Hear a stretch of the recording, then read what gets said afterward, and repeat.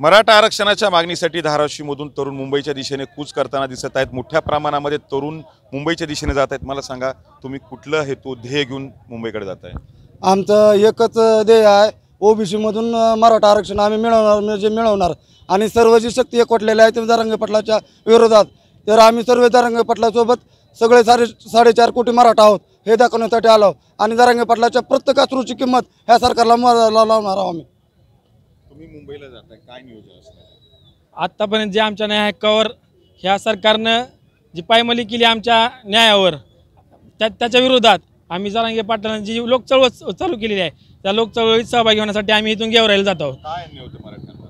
अन्यायामध्ये मराठ्यांना प्रत्येक नोकरीच्या ठिकाणी संधी भेटत नाही। शिक्षणामध्ये मराठ्यांना एवढं भरमसाठ फीस झालेले आहेत आजकाल मेडिकलला नंबर लागणारे विद्यार्थी सुद्धा कुठेतरी इंजिनिअरिंग आणि याला जात आहेत फक्त फीस भरायला नसल्यामुळे।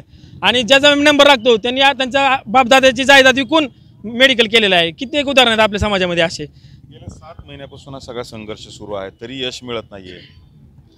सध्याचं जे चालू सरकार आहे ते फक्त मराठ्यांना आश्वासन देऊन किंवा फक्त पुढील वेळ मारून न्यायचं धोरण करत आहे।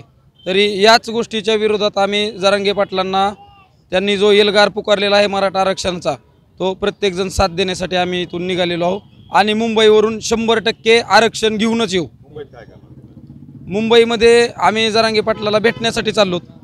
हा काही जरांगे यांच्या प्रत्येक अश्रूची किंमत सरकारला मोजावी लागेल आणि जोपर्यंत मराठा समाजाला आरक्षण मिळत नाही तोपर्यंत हे आंदोलन सुरूच ठेवण्याचा निर्धार या तरुणांनी केला आहे। संतोष जाधव, TVN मराठी, धाराशिव।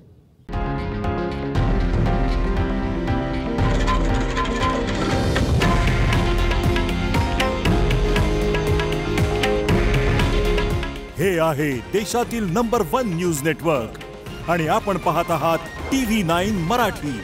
काळजी तुमची, हित महाराष्ट्राचं।